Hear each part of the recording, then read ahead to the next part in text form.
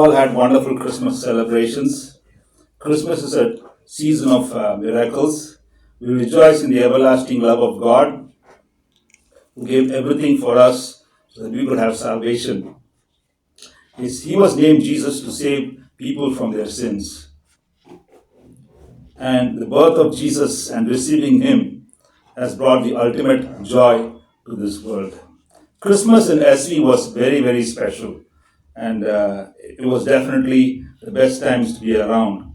I still remember the Christmas caroling that we used to go for. We used to start from the boys' dorm, and Teddy would lead us in singing the caroling. And we would start from the boys' dorm, starting with the boys' dorm, and then to the teacher's boys' dorm, dormitory teacher, and then we'd go to the girls' dorm, then to the principal's house, and then all the way to some of the Anachi's homes. And through Donau Fellowship, we would go to the Walker house and sing in some of the schools there. And then we'd come back to Moses Dayan's church in Chattimedu. And they were so kind and nice to us. We would get the best treats. And every time we started a Christmas carol, any house, any home, the first song Teddy used to do was Sing, O Sing Your Voice of Praise, Tune to Notes of Joy. So that song was like a harbinger of all Christmas carols. Sing, O sing your voice of praise, tune to notes of joy. All your Savior's wondrous grace, all your hearts employ. Christmas time has come again, Merry, Merry Christmas time. Bring joy and peace to man, Merry, Merry Christmas time. 'Twas for us that Christ was born, in a manger low. All the joyous Christmas home, ages long ago. Christmas time has come again, Merry, Merry Christmas time. Bring joy and peace to man, Merry, Merry Christmas time. Sing, oh sing your voice of praise, tune to notes of joy. Oh, your Savior's wondrous grace, all your powers employ. Christmas time has come again, Merry, Merry Christmas time. Bring joy and peace to man, Merry, Merry Christmas time. Another song that was one of the very favorite carols was Ding Dong Merrily on High. And this song was sung with a lot of gusto, and it had sort of so much oomph to it, and we would also enthusiastically sing the song. And I still remember Teddy saying, like, before you start Gloria, take a deep breath, and then you make sure you hold that the whole way through. So this was one of the Christmas favorite carols there, and it has so much wonderful biblical meaning. So here we go, Ding Dong Merrily on High. Ding dong merrily on high, in heaven the bells are ringing. Ding dong merrily the sky is filled with angels singing.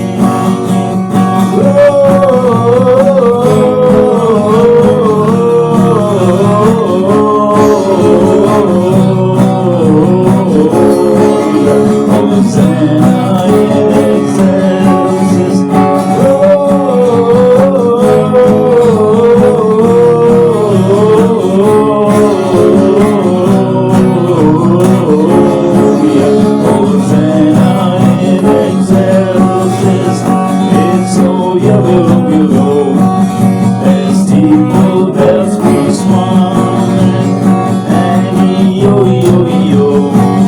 By priest and people, son.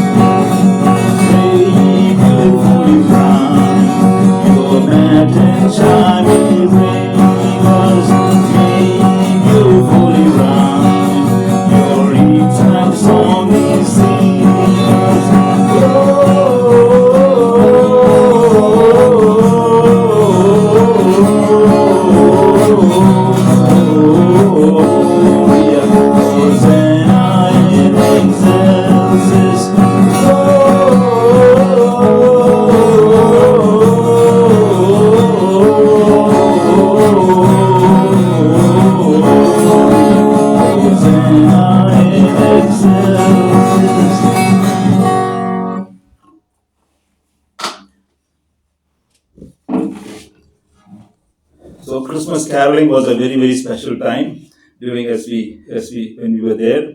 Another thing was the Christmas program before the Christmas holidays began.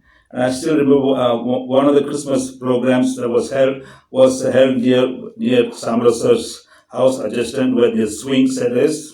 And that year, Jonathan Brewster and and Solomon, Abraham uncle's son, was there. Both actually were drummers, and I think Jonathan Brewster was on the drums, and Solomon sir sang. So they had just one mic, and we were all kids, and we just loved the way they sang that song. And I still remember that Christmas and that Christmas holidays. Many were in school, and so one of the days we were taken to one of the nearby lakes. And then what happened was a place actually Jonathan Brewster had lost his ring. So Solomon sir was sitting in a place in the lake, and Jonathan Brewster thought that the place where he's sitting, actually he's standing.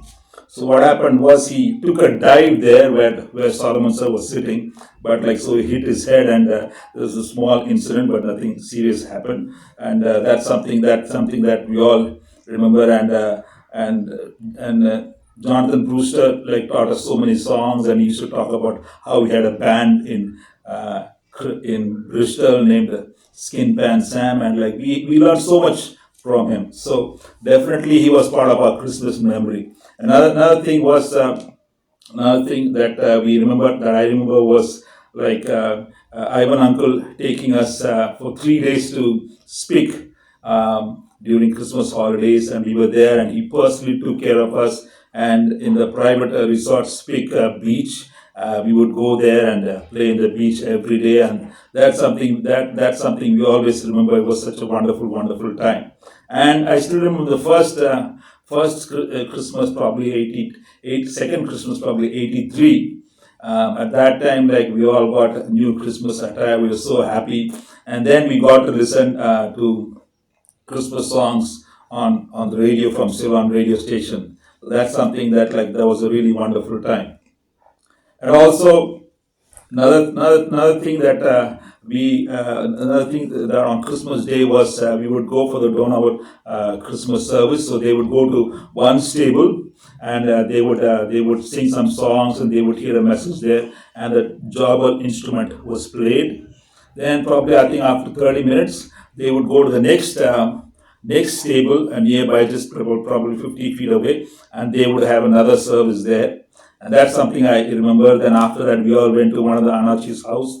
I think we went to Solomon uncle's house, and there was one of the Anachi's sons. I think he used to stay in Madras, and he played us a very, very cool bass, and we were all totally fascinated by that. So that's some of the wonderful Christmas memory. And another thing was going to the Donau Fellowship Chapel. From what I hear, the junior batches, they went there many times.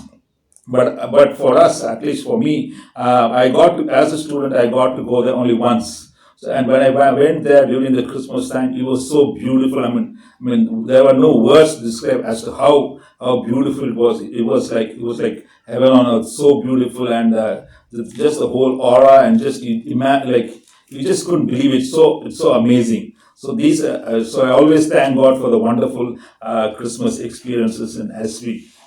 So definitely, when you go there to that fellowship chapel, you could definitely feel the amazing presence of God. And Christmas is a season of miracles. And just like the Old Testament, the God of Abraham, Isaac, Jacob, Israel, we see back-to-back supernatural miracles taking place during and around the birth of Jesus. So when you choose to say something important to anyone, you'll make sure the words are carefully picked out. And when God wanted to say to the world that He loved this world, and all those words which God inspired the prophets of old to use, and so many of those gives us so much inspirations. All those words inspire us, and they give us so much meaning, and especially encourages us in a broken world. So I'd like to zero in one of the in some of the verses relating to the birth of Jesus. So Gospel writer Matthew pulls the big guns right off the bat. If you see a couple of his Bibles, the verses in the Gospel of Matthew, it's in Matthew 1:22, it says, "All this took place to fulfill what the Lord had said through the prophet." Then verse 23, "The virgin will be child and they will call him Emmanuel," which means God with us. 2 verse 5, "For this is what the prophet has written." 2:15, "And so was fulfilled what the Lord had said to the prophet. Out of Egypt I called my son." 2 verse 17, "Then what was said through the prophet Jeremiah was fulfilled." 2:23, "And he went and lived in a town called Nazareth. So was fulfilled what was said through the prophets, he will be called a Nazarene." Chapter 3 verse 3, "This is he who was spoken of through the prophet Isaiah." Chapter 4, Jesus begins to preach. And in verse 14, "To fulfill what was said through the prophet Isaiah." Then as we keep going, Jesus heals Peter's mother-in-law. And Matthew 8:17, it says, "This was to fulfill what was spoken through the prophet Isaiah." 12:17, "This was to fulfill what was spoken through the prophet Isaiah." Then Jesus himself, Matthew 13 verse 14, it says, "In them is fulfilled the prophecy of Isaiah." And 13 verse 35, "So was fulfilled what was spoken through the prophet." And Jesus again in 15 verse 7, "Isaiah was right when he prophesied about you." And 21 verse 4, it says, This took place to fulfill what was spoken through the prophet." And Jesus says in 22:40, "All the law and the prophets hang on these two commandments." Again, Jesus in chapter 23, verse 37, says, "O Jerusalem, O Jerusalem, you who kill the prophets." And Jesus again in 24:15, spoken of through the prophet Daniel. Then the writer, when he talks about the death and the crucifixion of Jesus, Matthew 26:24, it says, "Just as it is written about him." And verse 31, "For it is written." And verse 54, "But how then would the scriptures be fulfilled?"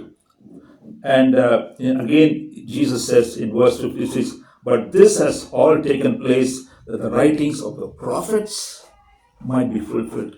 That the writing of the prophets might be fulfilled. And 27 verse 9, it says, "Then what was spoken by Jeremiah the prophet was fulfilled." So God's promises is saying, "I am with you and you don't need to fear." So Matthew keeps repeating these sentences, phrases, "to fulfill." This was to fulfill at least 21 times from what I've read, 21 times. So in other words, what Matthew was trying to say was, when God says something, it will happen. And no one on this planet Earth can stop God. So there was a football match between Notre Dame and Georgia Tech University. And Georgia Tech was a very tough team, and they were playing in the home ground of Notre Dame. And this is what the coach said: "Remember, no one, and I mean no one, comes into our house and pushes us around. Remember, no one, and I mean no one, comes into our house and pushes us around. The earth is the Lord's, and no one can push God around. God has ruled, always has ruled, and will always rule. And his promises are true for all of us." Matthew chapter 1 verse 23, it says, "Emmanuel," which means God with us. So that's the promise that God has given to us, which we can carry every day of this new year of 2025. And God bless you all. Thank you.